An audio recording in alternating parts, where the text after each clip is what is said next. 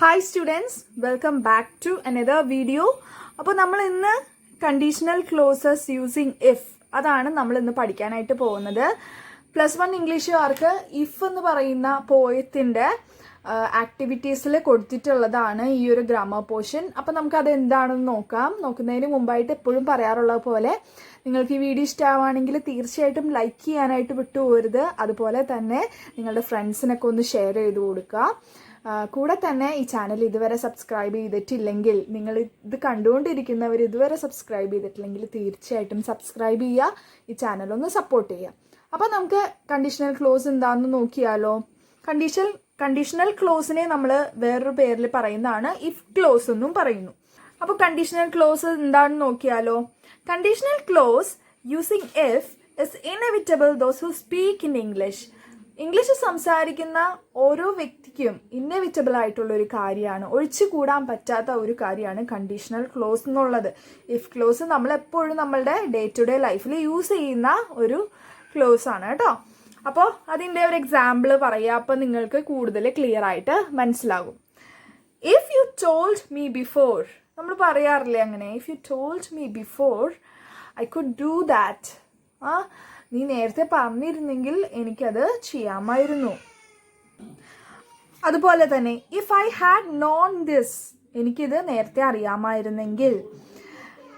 If it doesn't rain, മഴ പെയ്തില്ലായിരുന്നെങ്കിൽ. If I had money with me, എൻ്റെ കയ്യിൽ പൈസ ഉണ്ടായിരുന്നെങ്കിൽ. ഇതൊക്കെ നമ്മൾ ഫ്രീക്വൻ്റ് ആയിട്ട് യൂസ് ചെയ്യുന്ന കുറച്ച് വാക്കുകളാണ് അല്ലേ, വാക്യങ്ങളാണ്, സെൻറ്റൻസ് ആണ്. അപ്പോൾ കണ്ടീഷണൽ ക്ലോസ് എന്താണെന്ന് പഠിക്കുന്നതിന് മുമ്പായിട്ട് നമ്മൾ അറിഞ്ഞിരിക്കേണ്ടതാണ് എന്താണ് ഒരു ക്ലോസ് എന്നുള്ളത്. ഇവിടെ നോക്കൂ, A close is A part of A sentence having it's on subject and predicate. ഒരു സെൻറ്റൻസിൻ്റെ ഒരു ഭാഗത്തെയാണ് നമ്മൾ ക്ലോസ് എന്ന് പറയുന്നത്. ഒരു കംപ്ലീറ്റ് സെൻറ്റൻസിനെ അല്ല, ഒരു സെൻറ്റൻസിനെ ഒരു ഭാഗത്തെയാണ് നമ്മൾ ക്ലോസ് എന്ന് പറയുന്നത്. ഇപ്പോൾ ഈ ഒരു എക്സാമ്പിൾ എടുക്കാം. If I had studied I would pass the exam. അപ്പോൾ ഈ ഒരു കംപ്ലീറ്റ് സെൻറ്റൻസ് അല്ലേ, അതിലെ ഒരു ഭാഗത്തെയാണ് നമ്മൾ ക്ലോസ് എന്ന് പറയുന്നത്. അതിന് എന്തൊക്കെ ഉണ്ടാവും എന്നാ പറയുന്നത്?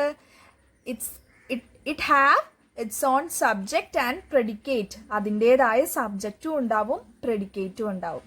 അപ്പോൾ എന്താണ് സബ്ജക്റ്റും പ്രെഡിക്കേറ്റും എന്ന് ആദ്യം നോക്കിയാലോ. സബ്ജക്റ്റ് എന്ന് പറഞ്ഞു കഴിഞ്ഞാൽ what or who is referred to in a sentence is its subject. എന്തിനെ പറ്റിയാണോ അല്ലെങ്കിൽ ആരെക്കുറിച്ചാണോ ഒരു സെൻറ്റൻസിൽ പറഞ്ഞിരിക്കുന്നത് അതാണ് അതിൻ്റെ സബ്ജക്റ്റ് എന്ന് പറയുന്നത്. അപ്പോൾ പ്രെഡിക്കേറ്റോ, what all things are said about the subject is together called predicate.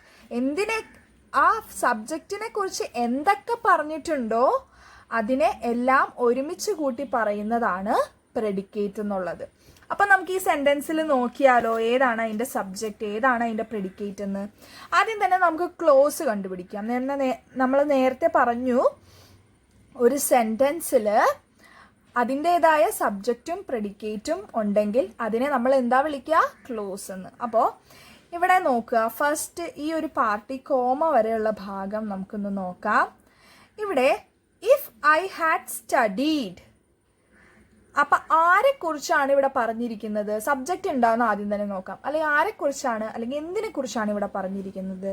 I had studied, എന്നെക്കുറിച്ച് അല്ലേ, എന്നെക്കുറിച്ച്. അപ്പം ഏതാണ് അതിൻ്റെ സബ്ജക്റ്റ് എന്ന് പറയുന്നത്? ഇതാണ് അതിൻ്റെ സബ്ജക്റ്റ് എന്ന് പറയുന്നത്. ഐ എന്ന് പറയുന്ന വാക്കാണ് അതിൻ്റെ സബ്ജക്റ്റ്. ഇനി പ്രെഡിക്കേറ്റോ, അതിനെക്കുറിച്ച് എന്തൊക്കെയാണ് പറഞ്ഞിരിക്കുന്നത് അതെല്ലാം പ്രെഡിക്കേറ്റ് ആണ്. ഇഫ് ഐ ഹാഡ് സ്റ്റഡീഡ്, ഇത് മൊത്തം എന്താണ്? പ്രെഡിക്കേറ്റ് ആണ്. ക്ലിയർ ആണോ? അപ്പോൾ ഈ ഒരു സെൻറ്റൻസിൽ ഇതൊരു ക്ലോസ് ആണ്, ഇതും ഒരു ക്ലോസ് തന്നെയാണ്, ഇതും അടുത്ത ഒരു ക്ലോസ് ആണ്. അപ്പോൾ ഈ ഒരു ക്ലോസിൽ എന്തൊക്കെ വേണം? ഒരു ക്ലോസ് ആവണമെങ്കിൽ ഒരു സെൻറ്റൻസിൽ ഒരു ക്ലോസിൽ ഒരു സബ്ജക്റ്റും വേണം, അതിൻ്റെതായ ഒരു സബ്ജക്റ്റും വേണം, അതിൻ്റെ പ്രെഡിക്കേറ്റും വേണം. എങ്കിൽ മാത്രമേ അതിനൊരു കംപ്ലീറ്റ് ക്ലോസ് എന്ന് നമുക്ക് പറയാൻ പറ്റുള്ളൂ. ഓക്കെ, ക്ലിയർ ആണോ? ഓക്കെ, അപ്പോൾ ക്ലോസ് എന്താണ്, സബ്ജക്റ്റ് എന്താണ്, പ്രെഡിക്കേറ്റ് എന്താണെന്ന് മനസ്സിലായെന്ന് വിശ്വസിക്കുന്നു. ഇനി അടുത്തത് ടൈപ്സ് ഓഫ് കണ്ടീഷണൽ ക്ലോസസ് ആണ്. അതിനു മുമ്പായിട്ട് നമുക്ക് ഒരു കാര്യം കൂടി പരിചയപ്പെടാം. എന്താണ് ഡിപ്പെൻഡൻറ്റ് ക്ലോസ്, അതുപോലെ തന്നെ ഇൻഡിപെൻഡൻറ്റ് ക്ലോസ് എന്താണെന്ന് നിങ്ങൾ അറിഞ്ഞിരിക്കണം. ഒരു സെൻറ്റൻസ് നമ്മൾ നോക്കുമ്പോൾ അതിൽ ഡിപ്പെൻഡൻറ്റ് ക്ലോസും ഉണ്ടാവും, ഇൻഡിപെൻഡൻറ്റ് ക്ലോസും ഉണ്ടാവും. അപ്പോൾ ആദ്യം തന്നെ ഇൻഡിപെൻഡൻറ്റ് ക്ലോസ് എന്താണെന്ന് നമുക്ക് നോക്കാം. Independent close, it is A group of words that can stand on its on as a sentence. അപ്പോൾ ഇൻഡിപെൻഡൻറ്റ് ക്ലോസ് എന്ന് പറഞ്ഞു കഴിഞ്ഞിട്ടുണ്ടെങ്കിൽ ഒരു ഗ്രൂപ്പ് ഓഫ് വേർഡ്സ് ആണ്. അതിനെന്ത് ചെയ്യാൻ പറ്റും? ഒറ്റയ്ക്ക് നിലനിൽക്കാനായിട്ട് പറ്റും. ഒരു സെൻറ്റൻസ് ആയിട്ട് ഒറ്റയ്ക്ക് നിൽക്കാൻ പറ്റുന്ന ഒരു ഗ്രൂപ്പ് ഓഫ് വേർഡ്സിനെയാണ് നമ്മൾ ഇൻഡിപെൻഡൻറ്റ് ക്ലോസ് എന്ന് പറയുന്നത്. ആ വാക്കുകൊണ്ട് തന്നെ നമുക്ക് മനസ്സിലാക്കാൻ പറ്റും അല്ലേ, ഇൻഡിപെൻഡൻറ്റ്, തനിയെ നിൽക്കാൻ പറ്റും. It has a subject, a verb and is a complete thought. അതെങ്ങനെയായിരിക്കണം? അതിനൊരു സബ്ജക്റ്റ് ഉണ്ടാവും, ഒരു വേർബ് ഉണ്ടാവും, അതുപോലെ തന്നെ അതൊരു കംപ്ലീറ്റ് തോട്ടായിരിക്കും. അത് നമ്മൾ വായിക്കുമ്പോൾ അത് കംപ്ലീറ്റ് ആയിട്ട് നമുക്ക് ഫീൽ ചെയ്യും. അപ്പോൾ അതിനെയാണ് നമ്മൾ ഇൻഡിപെൻഡൻറ്റ് ക്ലോസ് എന്ന് പറയാം. ഇപ്പം ഇവിടെ നോക്കുക, ഹി റാൻ ഫാസ്റ്റ് എന്ന് പറയുമ്പോൾ അവൻ ഫാസ്റ്റായിട്ട് ഓടി എന്ന് പറയുമ്പോൾ അതൊരു കംപ്ലീറ്റ് തോട്ടാണ് അല്ലേ, അതിന് വേറെ മറുചോദ്യം ഒന്നും വരാനില്ല. അതുപോലെ തന്നെ I was late to work, ഞാൻ ജോലിക്ക് പോവാനായിട്ട് വൈകി എന്ന് പറയുമ്പോൾ അതും ഒരു കംപ്ലീറ്റ് തോട്ടാണ്. ഇനി ഡിപ്പെൻഡൻറ്റ് ക്ലോസ് എന്താണെന്ന് നോക്കാം. അപ്പം നിങ്ങൾക്ക് ഇത് തമ്മിലുള്ള വ്യത്യാസം എന്താണെന്ന് മനസ്സിലാവും. ഡിപ്പെൻഡൻറ്റ് ക്ലോസ്, ആ വാക്കിൽ നിന്ന് തന്നെ അറിയാം അത് ഒന്നിനെ ഡിപ്പെൻഡ് ചെയ്താണ് നിൽക്കുന്നത്. A dependent clause is a group of words that contains a subject and a verb. Independent clause പോലെ തന്നെ അതും ഒരു ഗ്രൂപ്പ് ഓഫ് വേർഡ്സ് ആണ്. അതിന് എന്തുണ്ട്? ഒരു സബ്ജക്റ്റും ഉണ്ട്, ഒരു വേർബും ഉണ്ട്.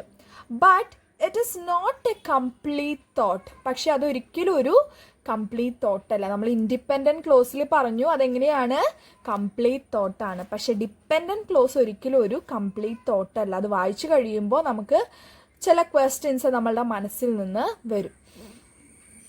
അപ്പോൾ അടുത്തത് നോക്കാം. A dependent clause cannot stand on its own. ഒരിക്കലും ഒരു ഡിപ്പെൻഡൻറ്റ് ക്ലോസിന് തനിയെ നിൽക്കാനായിട്ട് സാധിക്കില്ല ഒരു സെൻറ്റൻസിൽ. ആസ് എ സെൻറ്റൻസ്, ഒരു സെൻറ്റൻസ് ആയിട്ട് ഒറ്റയ്ക്ക് നിൽക്കാനായിട്ട് ഒരിക്കലും ഒരു ഡിപ്പെൻഡൻറ്റ് ക്ലോസിന് കഴിയില്ല.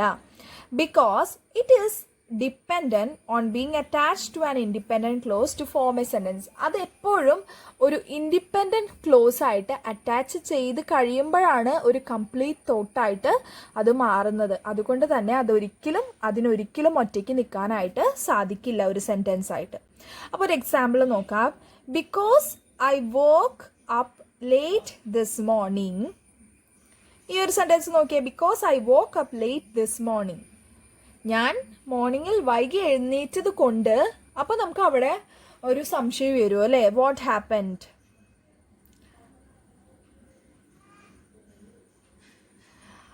അല്ലേ, നമ്മൾ ഞാൻ വൈകി എഴുന്നേറ്റത് കൊണ്ട്, രാവിലെ വൈകി എഴുന്നേറ്റത് കൊണ്ട് എന്ത് സംഭവിച്ചു എന്നുള്ളൊരു ചോദ്യം നമ്മളുടെ മനസ്സിൽ വരും. അതുകൊണ്ട് തന്നെ ഇതൊരിക്കലും ഒരു കംപ്ലീറ്റ് സെൻറ്റൻസ് ആയിട്ട് മാറില്ല. ഈ തോട്ട് ഇവിടെ കംപ്ലീറ്റ് ആയിട്ടില്ല. അതുകൊണ്ടാണ് ഞാൻ പറഞ്ഞത് ഡിപ്പെൻഡൻറ്റ് ക്ലോസ് എപ്പോഴും എന്തിനെ ആശ്രയിച്ചിരിക്കും?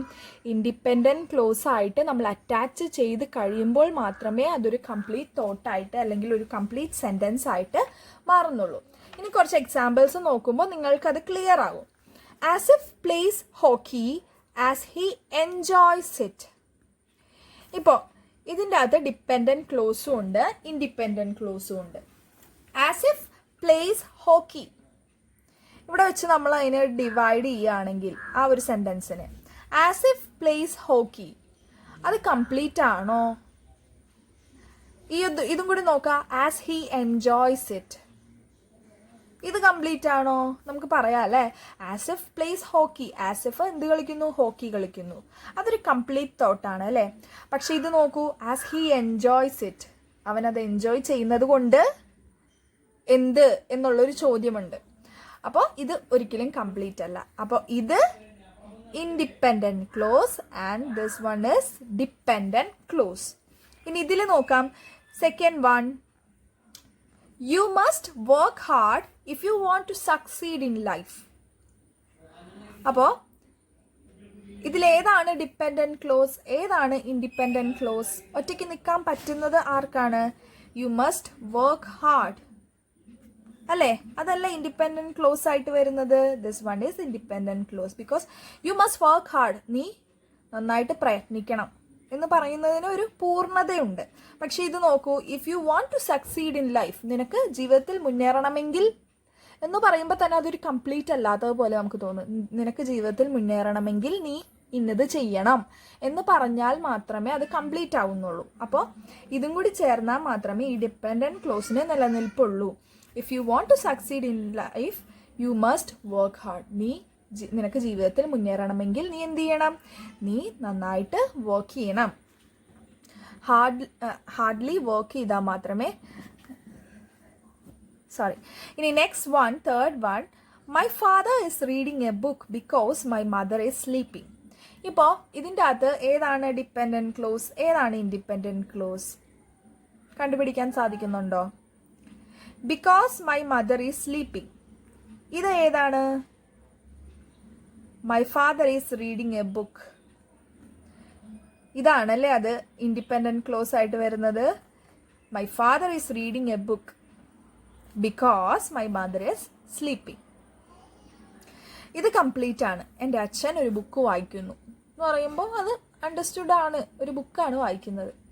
ഇനി because my mother is sleeping, എൻ്റെ അമ്മ ഉറങ്ങുന്നത് കൊണ്ട് എന്ന് പറഞ്ഞ് നിർത്തുമ്പോൾ അത് കംപ്ലീറ്റ് ആവുന്നുണ്ടോ? ഇല്ല. എൻ്റെ അമ്മ ഉറങ്ങുന്നത് കൊണ്ട് എൻ്റെ അച്ഛൻ ബുക്ക് വായിക്കുന്നു എന്ന് പറയുമ്പോൾ മാത്രമേ അത് കംപ്ലീറ്റ് ആവുന്നുള്ളൂ. അപ്പോൾ ഇതാണ് ഡിപ്പെൻഡൻറ്റ് ക്ലോസ്. അപ്പോൾ നിങ്ങൾ വിചാരിക്കും എപ്പോഴും ഇൻഡിപെൻഡൻറ്റ് ക്ലോസ് ആണ് മുമ്പിൽ വരിക എന്ന്. അല്ല, ഇടയ്ക്ക് ഇൻഡിപെൻഡൻറ്റ് ക്ലോസ് സെക്കൻഡിലും, അതായത് സെക്കൻഡ് പാർട്ട് ഓഫ് ദി സെൻറ്റൻസിലും വരാനായിട്ട് സാധ്യതയുണ്ട്. അതാണ് ഈ ഒരു example. Because it is raining V have an umbrella. അപ്പോൾ ഇതൊന്ന് നോക്കൂ. ആദ്യം ഡിപ്പെൻഡൻറ്റ് ക്ലോസ് ആണ് വരുന്നതെങ്കിൽ ഡിപ്പെൻഡൻറ്റ് ക്ലോസിന് ശേഷം നമ്മൾ എപ്പോഴും ഒരു കോമ ഇടും. അതല്ല ആദ്യം ഇൻഡിപെൻഡൻറ്റ് ക്ലോസ് ആണ് വരുന്നതെങ്കിൽ നമ്മൾക്ക് കോമയുടെ ആവശ്യമില്ലാതെ തന്നെ ഇങ്ങനെ എഴുതാനായിട്ട് സാധിക്കും. ക്ലിയർ ആണോ? ഇവിടെ ആദ്യം ഡിപ്പെൻഡൻറ്റ് ക്ലോസ് ആണ് മുമ്പിൽ വന്നിരിക്കുന്നത്. ബിക്കോസ് ഇറ്റ് ഈസ് റെയിനിങ്, മഴ ആയതുകൊണ്ട് ഡിപ്പെൻഡൻറ്റ് ക്ലോസ് അല്ലേ, അത് കംപ്ലീറ്റ് സെൻസ് തരുന്നില്ലല്ലോ. വി ഹാവ് ആൻ അംബ്രല്ല, ഞങ്ങളുടെ കയ്യിലൊരു കുടയുണ്ട് എന്ന് പറയുന്ന ഒരു കംപ്ലീറ്റ് സെൻറ്റൻസ് ആണ്. അപ്പോൾ ഇതാണ് ഇൻഡിപെൻഡൻറ്റ് ക്ലോസ്. ക്ലിയർ ആണോ? അപ്പോൾ ഇൻഡിപെൻഡൻറ്റ് ക്ലോസ് രണ്ടാമത് വരുമ്പോൾ നമ്മൾ എപ്പോഴും ഡിപ്പെൻഡൻറ്റ് ക്ലോസിന് ശേഷം ഒരു കോമ ഇടണം. ഇങ്ങനെ മാത്രം ഓർത്ത് വെച്ചാൽ മതി, കൺഫ്യൂഷൻ ആക്കണ്ട. ഡിപ്പെൻഡൻറ്റ് ക്ലോസ് ആണ് ആദ്യം വരുന്നതെങ്കിൽ എപ്പോഴും അതിന് ശേഷം ഒരു കോമ ഇട്ടിട്ടാണ് ഇൻഡിപെൻഡൻറ്റ് ക്ലോസ് എഴുതുക. ഓക്കെ, ക്ലിയർ ആണോ?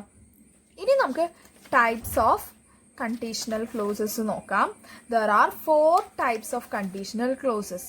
അതിൽ ഫസ്റ്റ് വൺ ആണ് zero conditional.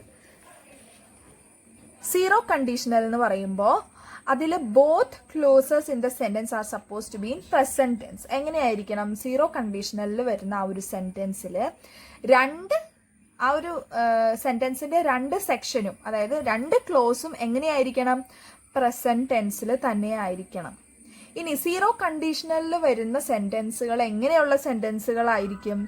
Natural facts, facts based on science etcetera are expressed in this conditional clause. ഈ ഒരു കണ്ടീഷണൽ ക്ലോസിൽ വരുന്നത് നാച്ചുറൽ ഫാക്ട്സ്, അതുപോലെ തന്നെ സയൻസിനെ ബേസ് ചെയ്തിട്ടുള്ള ഫാക്ട്സ്, ഇതൊക്കെ നമ്മൾ ഈ ഒരു zero കണ്ടീഷണലിലാണ് ഉൾക്കൊള്ളിക്കുന്നത്.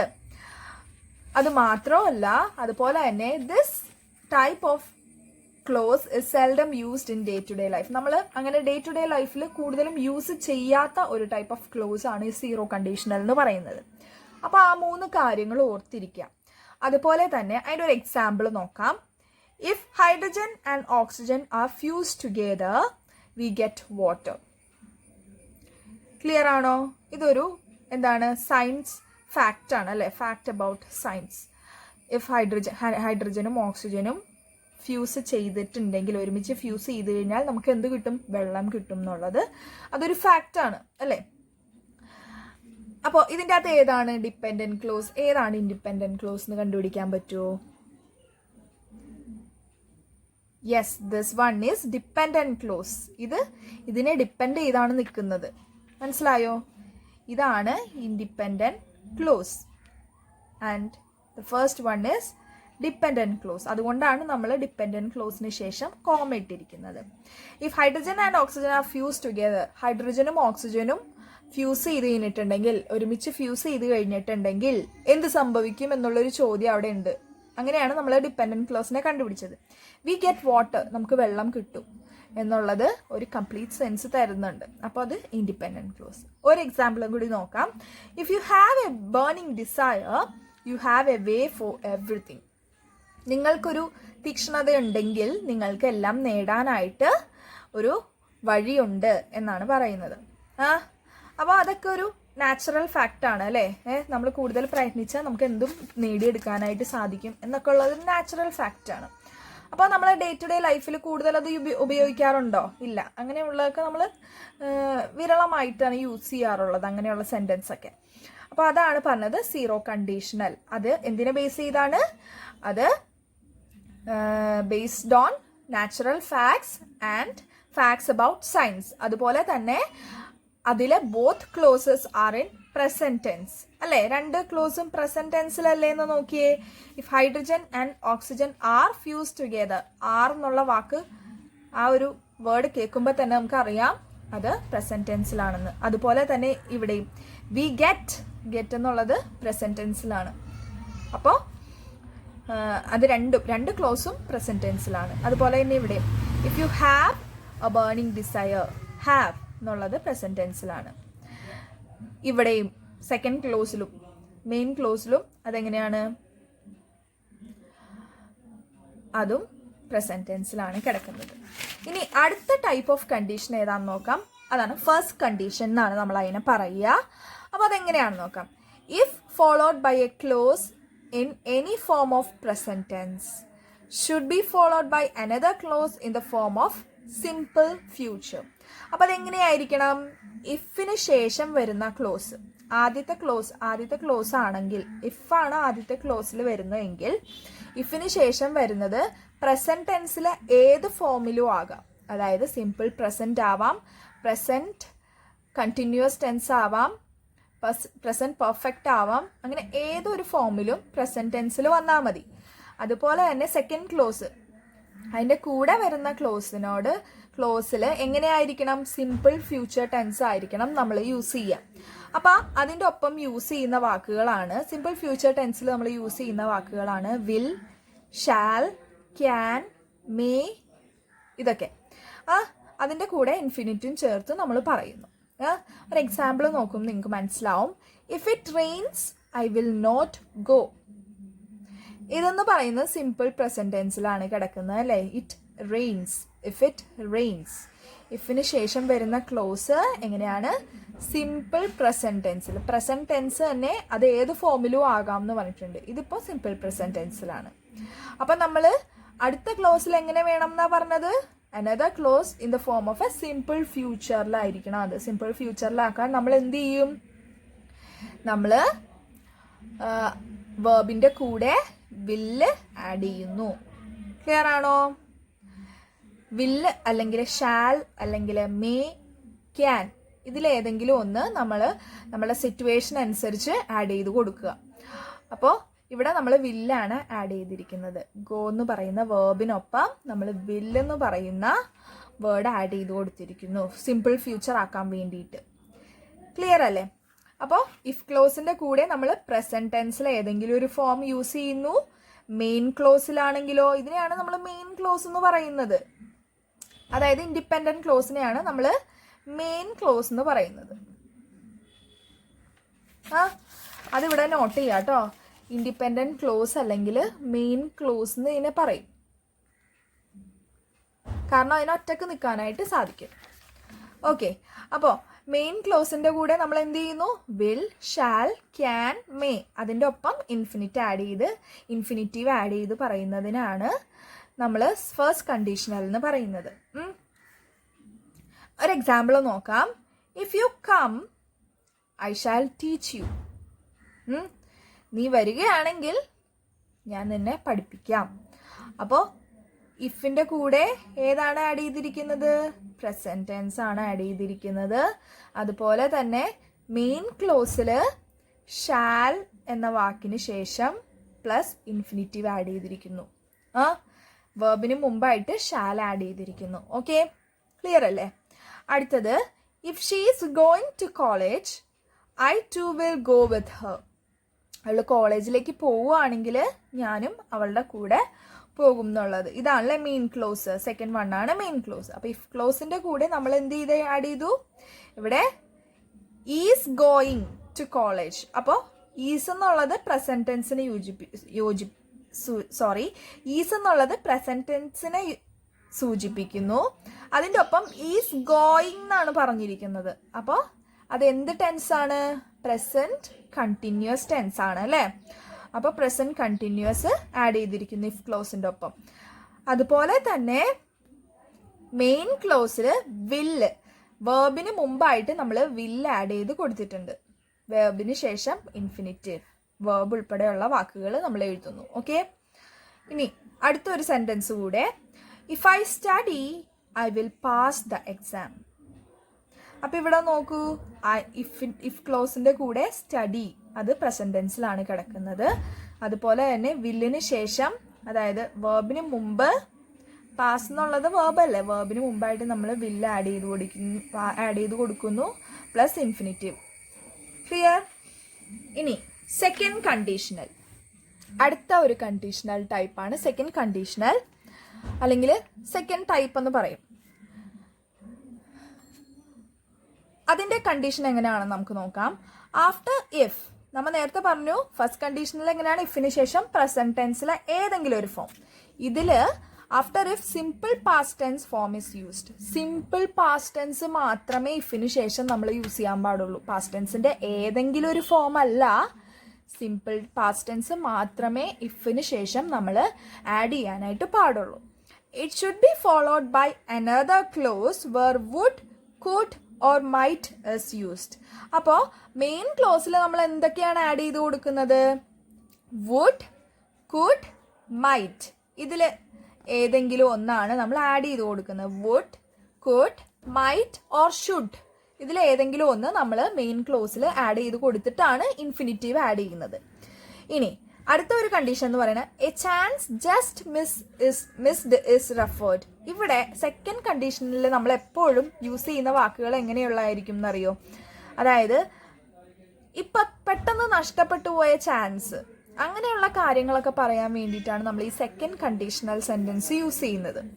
It implies hope of getting another chance in future. അതായത് നമുക്ക് പിന്നീട് എപ്പോഴെങ്കിലും ഒരിക്കലും ആ ചാൻസ് കിട്ടും എന്നുള്ളൊരു ഹോപ്പിലാണ് നമ്മൾ അങ്ങനെ പറയുന്നത്. എക്സാമ്പിൾ നോക്കുമ്പോൾ കൂടുതൽ നിങ്ങൾക്ക് ക്ലിയർ ആവും.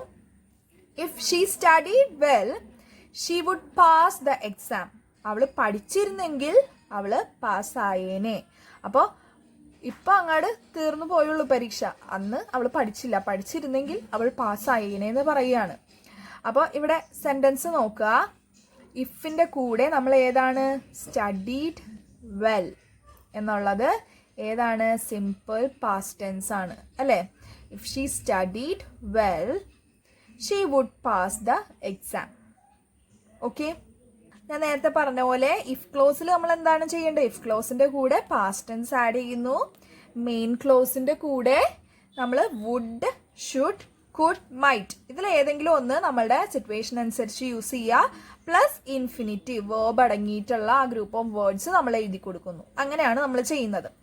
ഓക്കെ, അടുത്തൊരു example. If he came on time he could complete the work in time. അവൻ നേരത്തെ കറക്റ്റ് ടൈമിൽ വന്നിരുന്നെങ്കിൽ അവന് ആ വർക്ക് കറക്റ്റ് ടൈമിൽ തീർക്കാമായിരുന്നു എന്ന് പറയാണ്. If he came on time. അപ്പോൾ ഇഫ് ക്ലോസിന്റെ കൂടെ നമ്മൾ കെയിം പാസ്റ്റ് ടെൻസ് യൂസ് ചെയ്തിരിക്കുന്നു. അതുപോലെ തന്നെ മെയിൻ ക്ലോസിൽ കുഡിന് ശേഷം നമ്മൾ കംപ്ലീറ്റ് ദ വർക്ക് എന്നുള്ളത് വേർബാണ്. അപ്പോൾ ഇൻഫിനിറ്റീവ് കുഡിന് ശേഷമാണ് ആഡ് ചെയ്തിരിക്കുന്നത്. അടുത്തൊരു sentence. If you drove a little faster. നീ കുറച്ചുകൂടി സ്പീഡിൽ ഓടിച്ചിരുന്നെങ്കിൽ I would reach office at 10 o'clock. എനിക്ക് കറക്റ്റ് 10 o'clock ഓഫീസിൽ എത്താമായിരുന്നു. അപ്പോൾ ഇഫ് ക്ലോസിന്റെ കൂടെ ഡ്രോവ് എന്നുള്ളത് പാസ്റ്റ് ടെൻസ് ആണ്, പാസ്റ്റ് ടെൻസ് യൂസ് ചെയ്തിരിക്കുന്നു. അതുപോലെ തന്നെ മെയിൻ ക്ലോസിൽ വുഡിന് ശേഷം ഇൻഫിനിറ്റീവ് യൂസ് ചെയ്തിരിക്കുന്നു. ഓക്കെ, ക്ലിയർ അല്ലേ? ഇനി തേർഡ് കണ്ടീഷണൽ അല്ലെങ്കിൽ തേർഡ് ടൈപ്പ് എന്ന് പറയും. അത് എങ്ങനെയൊക്കെയാണ് നമ്മൾ യൂസ് ചെയ്യുന്നത് നോക്കാം. ഇഫ് ഫോളോഡ്, ഇതാണ് കേട്ടോ last conditional. If followed by a clause in the past perfect. ഇഫിന്റെ കൂടെ നമ്മൾ യൂസ് ചെയ്യുന്ന ടെൻസ് പാസ്റ്റ് പെർഫെക്റ്റ് ടെൻസ് ആണ്. ഇഫ് ക്ലോസിന്റെ കൂടെ പാസ്റ്റ് പെർഫെക്റ്റ് ടെൻസ് യൂസ് ചെയ്യുന്നു. Takes another clause using would have, could have or might have after it. അപ്പം main ക്ലോസിന്റെ കൂടെ വുഡ് ഹാവോ, കുഡ് ഹാവോ, മൈറ്റ് ഹാവോ, ഷുഡ് ഹാവോ ഏതെങ്കിലും ഒന്ന് ആഡ് ചെയ്ത് കൊടുക്കുന്നു. അതുപോലെ തന്നെ past participle form of the verb is used. ഇവിടെ വേർബിന് യൂസ് ചെയ്യുന്നത് വേർബിന്റെ PP ഫോമാണ്, പാസ്റ്റ് പാർട്ടിസിപ്പൽ ഫോമാണ്. അതായത് P3 ഫോം എന്ന് പറയില്ലേ, അതാണ് യൂസ് ചെയ്യുന്നത്. The modal presents an unlikely condition, chance lost forever. അപ്പൊ ഇത് പറയാനായിട്ട് ഈ ഒരു കണ്ടീഷനിലൂടെ നമ്മൾ പറയുന്നത് എങ്ങനെയുള്ള സെന്റൻസ് ആയിരിക്കും? നമ്മൾക്ക് എന്നേക്കുമായിട്ട് നഷ്ടപ്പെട്ട അവസരങ്ങളെ പറ്റി പറയാൻ വേണ്ടിയിട്ടാണ് ഈ ഒരു കണ്ടീഷൻ നമ്മൾ യൂസ് ചെയ്യുന്നത്. ഇനി അത് ഞാൻ നേരത്തെ പറഞ്ഞു, ഇഫ് ക്ലോസിന്റെ കൂടെ നമ്മൾ പാസ്റ്റ് പെർഫെക്റ്റ് ടെൻസ് എടുക്കുന്നു. അതുപോലെ തന്നെ മെയിൻ ക്ലോസിന്റെ കൂടെ വുഡ്, ഷുഡ്, കുഡ്, മൈറ്റ് ഇതിലേതെങ്കിലും ഒന്ന് നമ്മളുടെ സിറ്റുവേഷൻ അനുസരിച്ച് യൂസ് ചെയ്യുന്നു. അതുപോലെ തന്നെ അതിൻ്റെ കൂടെ ഹാവ് കഴിഞ്ഞതിന് ശേഷം P3 form of the verb, വേർബിന്റെ പാസ്റ്റ് പാർട്ടിസിപ്പിൾ ആണ് നമ്മൾ യൂസ് ചെയ്യുന്നത്. അപ്പോൾ എക്സാമ്പിൾ നോക്കാം. If I had studied I would have pass the exam. അപ്പോൾ ഇവിടെ നോക്കുക, ഇഫ് ക്ലോസിന്റെ കൂടെ നമ്മൾ പാസ്റ്റ് പെർഫെക്റ്റ് ടെൻസ് ആണ്. പാസ്റ്റ് പെർഫെക്റ്റ് ടെൻസ് ആക്കാൻ നമ്മൾ എന്താ ചെയ്യാറ്? എപ്പോഴും ഹാഡ് ചേർക്കും അല്ലേ, വേർബിന് മുമ്പായിട്ട്. അപ്പോൾ ഇവിടെ ഇതേ ഹാഡ് ചേർത്തിരിക്കുന്നു, ഹാഡ് സ്റ്റഡീഡ്. ക്ലിയർ അല്ലേ? അപ്പോൾ ഇഫിന്റെ കൂടെ പാസ്റ്റ് പെർഫെക്റ്റ് ടെൻസ്, അതാണ് ഹാഡ് സ്റ്റഡീഡ്. അതുപോലെ തന്നെ മെയിൻ ക്ലോസിൽ നമ്മൾ എന്ത് ചെയ്യുന്നതാണ്? വുഡ്, മൈറ്റ്, ഷുഡ്, കുഡ് ഇതിൻ്റെ അകത്ത് ഏതെങ്കിലും ഒന്ന്. ഇപ്പം ഈ ഒരു സാഹചര്യത്തിൽ നമ്മൾ വുഡാണ് യൂസ് ചെയ്തിരിക്കുന്നത്. വുഡിന്റെ കൂടെ തന്നെ ഹാവ് യൂസ് ചെയ്യുക. അതിൻ്റെ ഒപ്പം ഹാവിന് ശേഷം നമ്മൾ വേർബിന്റെ തേർഡ് ഫോം യൂസ് ചെയ്യുക. അപ്പം ഇവിടെ പാസ്റ്റ് എന്നുള്ളത് തേർഡ് ഫോം V3 ഫോമാണ് യൂസ് ചെയ്തിരിക്കുന്നത്. പാസ്റ്റ് എന്നുള്ളത് V3 ഫോമാണ്, വേർബിന്റെ തേർഡ് ഫോം. ക്ലിയർ ആണോ? V3 ഫോം ഒക്കെ പഠിച്ചു നോക്കാം കേട്ടോ, എന്നാലേ നമുക്കിത് ക്ലിയർ ആയിട്ട് മനസ്സിലാവുള്ളൂ. എല്ലാ വേർബ്സിനും V3 ഫോം ഒക്കെ ഉണ്ട്. അപ്പം അത് എങ്ങനെയാണെന്ന് നിങ്ങൾ കേട്ടിട്ടില്ലേ? Go, went, gone. ഗോൺ എന്നുള്ളത് V3 ഫോമാണ്. മനസ്സിലായോ? അപ്പം അങ്ങനെയുള്ളത് പഠിച്ചു വെക്കാം. ഇനി ഇത്, if you had asked me I would not have agreed. Next ഒരു എക്സാമ്പിൾ ആണ്. ഇഫിൻ്റെ കൂടെ നമ്മൾ പാസ്റ്റ് പെർഫെക്റ്റ് ആഡ് ചെയ്യാൻ വേണ്ടിയിട്ട് നമ്മൾ അതിൻ്റെ ഒപ്പം ഹാഡിന് ശേഷം നമ്മളുടെ വേർബ് ആഡ് ചെയ്യുന്നു. അപ്പോൾ അത് പാസ്റ്റ് പെർഫെക്റ്റ് ടെൻസ് ആയി. Past perfect, had asked. അതുപോലെ തന്നെ നമ്മളുടെ മെയിൻ ക്ലോസിൽ വുഡിന് ശേഷം ഹാവ് ആഡ് ചെയ്യുന്നു. ഇതിപ്പോൾ ഒരു നെഗറ്റീവ് സെൻറ്റൻസ് ആയതുകൊണ്ട് അതിൻ്റെ ഒപ്പം നോട്ടും കൂടി ആഡ് ചെയ്യുന്നുണ്ട്. I would not have agreed. നീ എന്നോട് ചോദിച്ചിരുന്നെങ്കിൽ ഞാൻ ഒരിക്കലും എഗ്രി ചെയ്യില്ലായിരുന്നു. ഇങ്ങനെയും പറയും, നീ എന്നോട് ചോദിച്ചിരുന്നെങ്കിൽ ഞാൻ സമ്മതിച്ചേനെ എന്ന് പറയാനായിട്ട് ഐ വുഡ് ഹാവ് എഗ്രീഡ്. ഇതിപ്പോൾ നിങ്ങൾക്ക് നെഗറ്റീവ് സെൻറ്റൻസ് അറിയിക്കാൻ വേണ്ടിയിട്ട്, കാണിച്ചു തരാൻ വേണ്ടിയിട്ടാണ് ഇവിടെ നോട്ട് ആഡ് ചെയ്തിരിക്കുന്നത്. നോട്ട് ഇല്ലെങ്കിൽ അത് പോസിറ്റീവ് സെൻറ്റൻസ് ആയി, നോട്ട് ആഡ് ചെയ്ത് കഴിഞ്ഞാൽ അത് നെഗറ്റീവ് സെൻറ്റൻസ് ആയി. ഓക്കെ, അപ്പോൾ ഐ വുഡിന് ശേഷം നമ്മൾ ഹാവ് ആഡ് ചെയ്തു. പിന്നെ agreed V3 form, agreed. Clear അല്ലേ? ലാസ്റ്റ് ഒരു സെൻറ്റൻസും കൂടി നോക്കാം. If they had not produced a film. ഇവിടെ നോട്ട് വന്നിട്ടുണ്ട്. അപ്പോൾ അതെന്ത് ടൈപ്പ് ഓഫ് സെൻറ്റൻസ് ആണ്? നെഗറ്റീവ് സെൻറ്റൻസ് ആണ്. ഇഫ് ദേ ഹാഡ്, ഇഫ് ക്ലോസിൻ്റെ കൂടെ ഹാഡ് പ്രൊഡ്യൂസ്ഡ്, അപ്പോൾ അത് ഏത് ഫോമായി? പാസ്റ്റ് പെർഫെക്റ്റ് ടെൻസ് ആയി. If they had not produced the film they would not have lost the money. Main ക്ലോസിൽ വുഡിന് ശേഷം ഹാവ് യൂസ് ചെയ്തിരിക്കുന്നു. അതുപോലെ തന്നെ V3 ഫോമായ ലോസ്റ്റ് ആണ് യൂസ് ചെയ്തിരിക്കുന്നത്. ക്ലിയർ അല്ലേ? അപ്പോൾ ഇതൊക്കെയാണ് മെയിനായിട്ട് നിങ്ങൾ പഠിക്കാനുള്ളത്. കണ്ടീഷണൽ ക്ലോസ് പഠിക്കുമ്പോൾ ആദ്യം തന്നെ അറിഞ്ഞിരിക്കേണ്ടത് ക്ലോസ് എന്താണെന്ന് പഠിക്കുക. ക്ലോസിൽ സബ്ജക്റ്റും പ്രെഡിക്കേറ്റും കണ്ടുപിടിക്കാനായിട്ട് പഠിക്കുക. അതുപോലെ തന്നെ ഡിപ്പെൻഡൻറ്റ് ക്ലോസും ഇൻഡിപെൻഡൻറ്റ് ക്ലോസും കണ്ടുപിടിക്കാനായിട്ട് പഠിക്കുക. കൂടെ നമ്മളുടെ types of 4 type of conditional closes ഉണ്ട്.